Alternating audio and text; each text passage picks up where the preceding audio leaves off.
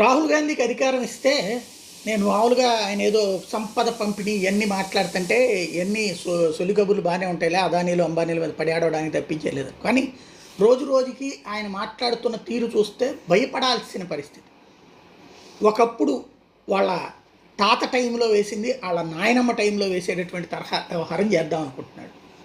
మీరు 100 రూపాయలు సంపాదిస్తే ఇప్పటికే 30 రూపాయలు ట్యాక్స్ కడుతున్నారు. విచిత్రం ఏంటో తెలుసా? ఇప్పుడు జిఎస్టీ 18% కట్టాలి, ప్లస్ ఇన్కమ్ ట్యాక్స్ 30% కట్టాలి. అంటే 100లో 48 రూపాయలు పోతుంది అక్కడ. అందులో ఇన్కమ్ ట్యాక్స్లో 2.5 లక్షల రూపాయలు 3 లక్షల రూపాయలు ఎగ్జామ్షన్ వస్తుంది అంతే. ఏది మొత్తం సంపాదనలో అది తప్పించి ఇంకేమైనా ఉందా?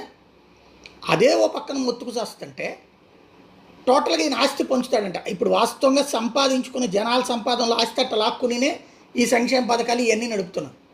ఇప్పుడు ఈయన ఆస్తి పొందుతాడంట. అంటే ఏంటి? ఇప్పుడు మనకు 2